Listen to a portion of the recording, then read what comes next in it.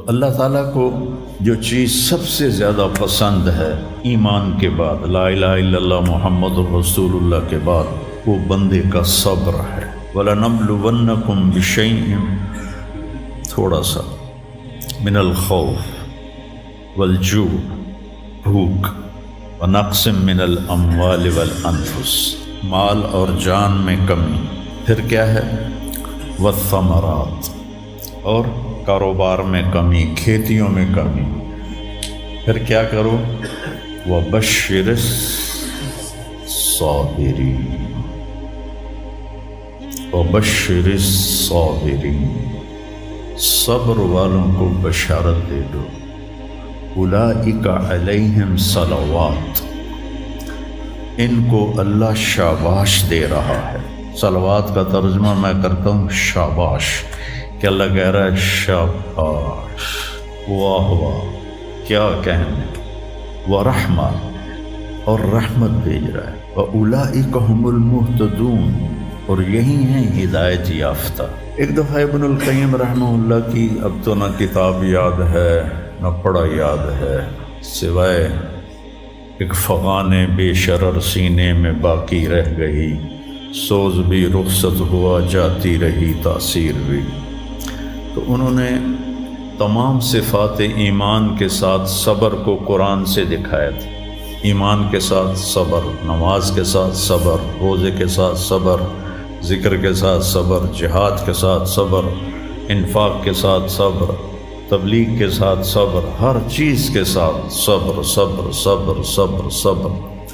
صبر انسان کے ایمان میں ایسے ہے جیسے جسم میں روح ہوتی ہے، روح نکل جائے تو جسم میت ہوتا ہے، ایمان میں سے صبر نکل جائے تو صبر بے جان ہو جاتا ہے۔ وَاسْتَعِینُوا بِالصَّبْرِ وَالصَّلَاةِ، مجھ سے مدد طلب کرو صبر اور نماز سے۔ پھر آگے کہا ان اللہ مع الصابرین، میں نمازیوں کے ساتھ نہیں، میں صبر والوں کے ساتھ۔ پھر صبر دو طرح کا ہے، ایک ہے جس پر ہمارا اختیاری کوئی، میرے سر میں درد ہے، اب بھی درد کے ساتھ بول رہا ہوں، ان بچوں کو چھٹیاں ہونے والی ہیں، اس لیے تھوڑی بات ان سے کہہ رہا تھا، تھوڑی تمہیداً کچھ اور باتیں آ گئی، تو میں کیا کروں، کسی سے لڑائی کروں، کسی ڈاکٹر کا گریبان پکڑوں؟ میرے لیے صبر کے سوا چارہ کوئی نہیں، مجھے صبر ہی کرنا ہے، اور اپنا دوا کھانی ہے، اگر اللہ اس میں شفا ڈال دے تو اس کی مرضی، نہیں ڈالی تو بھی اس کی مرضی پر راضی۔ یہ صبر ہے غیر اختیاری، اس پر بھی بہت بڑا اجر ہے۔ میرا جوان بیٹا میرے ہاتھوں سے نکل گیا، میں نے اپنے ہاتھوں سے اسے قبر میں اتارا، یہ صدمہ مجھے بھولتا ہی نہیں۔ ساری زندگی بڑی آزمائش، شہرت آپ کو نظر آتی ہے کہ بڑی واہ واہ ہو رہی ہے، بڑا یہ ہو رہا ہے وہ ہو رہا ہے، لیکن اس کے اندر اتنی آزمائشیں ہیں، اگر اللہ سے ڈر کے آدمی چل رہا ہو تو پھر اس میں اتنے امتحان ہیں کہ آدمی یا تو بچا بچا کے نہ رکھ اسے، تیرا آئینہ ہے وہ آئینہ، کہ شکستہ ہو تو عزیز تر ہے نگاہ آئینہ ساز میں۔ دل ایسے ہی پارا پارا ہو جاتا ہے، برداشت کرو۔ ایسے ہی زندگی میں انسان اندھیرا اس کی آزمائشیں ہیں، اس کی پریشانیاں ہیں، اس کے غم ہیں، اس کے صدمے ہیں، اور روشنی تھوڑی دیر کے لیے جو آتی ہے وہ اس کی خوشیاں ہیں، جو لمحے کے لیے آتی ہیں اور غائب ہو جاتی۔ تو ہمیشہ کی خوشی جس میں غم نہ آئے وہ جنت ہے، اور ہمیشہ کا غم جس میں خوشی نہ آئے وہ جہنم ہے۔ تو اللہ جب جنت والے جنت میں چلے جائیں گے اور جہنم والے جہنم میں چلے جائیں گے تو اللہ کہے گا یا اہل الجنہ، اے جنت والو، وہ کہیں گے لبیک ربنا وسعدیک، یا رب ہم حاضر ہیں۔ تو اللہ پوچھے گا کم لبثتم فی الارض عدد السنین، فیصلہ آباد میں کتنی زندگی گزاری تھی؟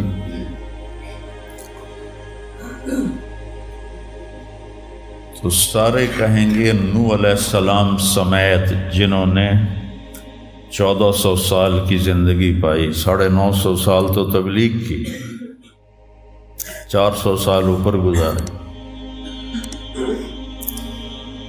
وہ بھی کہیں گے یومن او بعد یوم، یا اللہ یا ایک دن گزارا تھا یا آدھا دن گزارا تھا۔ تو اللہ تعالیٰ فرمائیں گے نعم متجرت، شاباش، مبارک ہو، بہت خوبصورت تم نے تجارت کی، دن آدھے دن کی،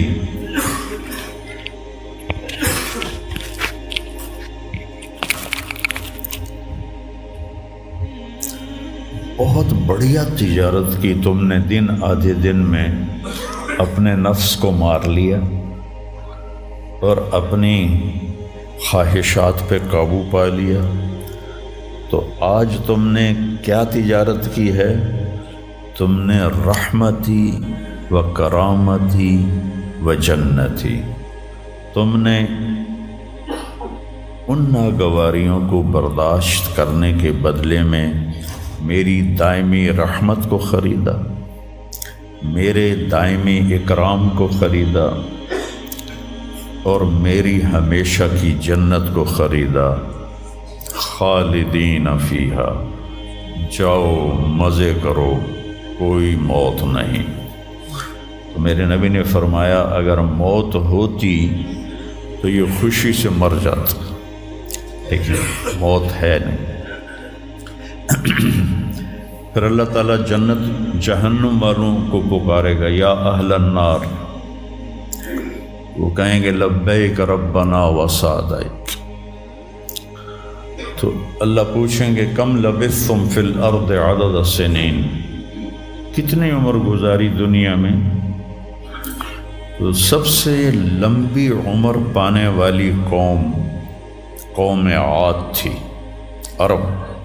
ایک عرب بائدہ ہیں، ایک عرب عاربہ ہیں۔ عرب بائدہ وہ ہیں جو مٹ گئے، ان کا نشانی نسلیں ختم ہو، اس میں قوم عاد ہے۔ ان کا بچہ ابن کثیر نے لکھا ہے 300 سال میں بالغ ہوتا تھا، ہماری 300 سال میں 6 نسلیں ختم ہو جاتی، 300 سال میں بالغ ہوتی تھی۔ 500 600 سال 800 700 سال ان کی اوسط ان کی عمریں ہوتی تھی، اور بوڑھے نہیں ہوتے تھے۔ ایسے درخت کو پکڑ کے اکھاڑ کے پھینک دیتے تھے، ایسے پکڑ یوں اکھاڑ کے پھینک دیتے، جیسے ہم تیلے کو اکھاڑتے ہیں تو پورے درخت کو اکھاڑ دیتے۔ تو اتنی لمبی زندگی گزارنے والی قوم، اور باقی سارے اہل جہنم کہیں گے یومن او بعد یوم، یا اللہ ایک دن، اور دوسرے کہیں گے نہیں غلط کہہ رہے ہیں، آدھا دن آدھا دن۔ لم یلبثوا الا عشیۃ او ضحاها۔ اللہ تعالیٰ فرمائیں گے بئس ما اتجرتم فی یوم او بعد یوم، کیا گھاٹے کا سودا کیا تم نے دن آدھے دن کے بیچ۔ جس کو اللہ گھاٹا کہے وہ گھاٹا ہے، یہاں کے گھاٹے تو اوپر نیچے ہوتے رہتے ہیں۔ تاجر کو ایک سیزن میں نقصان ہوتا ہے، اگلے سیزن میں اللہ اس کو ڈبل نفع دے دیتا ہے، اللہ کا نظام ہے۔ کتنا برا سودا کیا تم نے دن آدھے دن کا۔ غضبی، میرے غضب کو خریدا، سخطی، میری ناراضگی کو خریدا، ونار جہنم، اور جہنم کی آگ کو خریدا، خالدین فیہا، پڑ جاؤ ہمیشہ کے لیے۔ تو میرے نبی نے فرمایا لو کان الموت لماتوا طرحا، اگر موت ہوتی تو یہ غم سے مر جاتے، اور جنت والے لو کان الموت لماتوا فرحا، اگر موت ہوتی تو وہ خوشی سے مر جاتے۔ تو ابدی خوشی جنت میں ہے اور ابدی غم جہنم میں ہے۔ ابھی ایک آیت پڑھی تھی مولوی نعمان نے، لہم ما یشاءون فیہا ولدینا مزید، جنت میں جو کچھ تم چاہو گے تمہیں ملے گا، جتنا چاہو گے اتنا ملے گا، جس وقت چاہو گے اس وقت ملے گا۔ پھر جہاں تمہاری سوچ بھی نہیں ہے وہاں سے ہم مزید دینا شروع کریں گے اور دیتے جائیں گے، نہ زندگی ختم ہوگی نہ اللہ کی عطا ختم ہوگی۔ ایک چیز کو ہم دنیا میں چاہے کتنی خوبصورت ہو، کچھ دن کے بعد اس کی کشش ختم ہو جاتی ہے، کیونکہ اس کا حسن ٹھہرا ہوا ہوتا ہے، ٹھہرا ہوا ایک ہی جگہ ہوتا ہے، اور پھر کٹنا شروع ہو جاتا ہے، کٹنا شروع ہو جاتا ہے۔ لیکن جنت میں کیا ہوگا؟ میرے رب کی عزت کی قسم جو سن رہا ہے، اگر آپ ایک ٹہنی کو بھی دیکھنا شروع کرو گے نا، ایک ٹہنی، پورا درخت نہیں، ایک ٹہنی، تو اس کو بھی ہزاروں سال دیکھتے رہو گے تو آپ کا جی نہیں بھرے گا کہ اللہ اس کے حسن کو بڑھاتا بڑھا رہا ہوگا۔ اپنی بیوی کو، جنت کی حور کو لاکھوں سال ایسے بیٹھ کے دیکھتے رہو گے تو تمہارا دل نہیں بھرے گا کہ اس کا حسن ہر لمحے پہلے سے اوپر، پھر اس سے اوپر، پھر اس سے اوپر، پھر اس سے اوپر، اور پھر آگے کوئی حد ہی کوئی نہیں۔ یہاں تو حد ہے نا، اس کے آگے کوئی حد ہی کوئی نہیں۔ لہٰذا کئی بچے پوچھتے ہیں جنت میں ہمیشہ رہیں گے تو پھر کیا کریں گے، بور نہیں ہو جائیں گے؟ میں نے کہا بیٹا آپ لوگ دنیا کی زندگی پہ قیاس کرتے ہو کہ بور ہو گئے۔ تو میری بہن کے بچے چھوٹے تھے تو جب وہ کچھ کھیل کھول کے تھک جاتے تو پھر ماں سے کہتے اب کیا کریں، اب ہم کیا کریں؟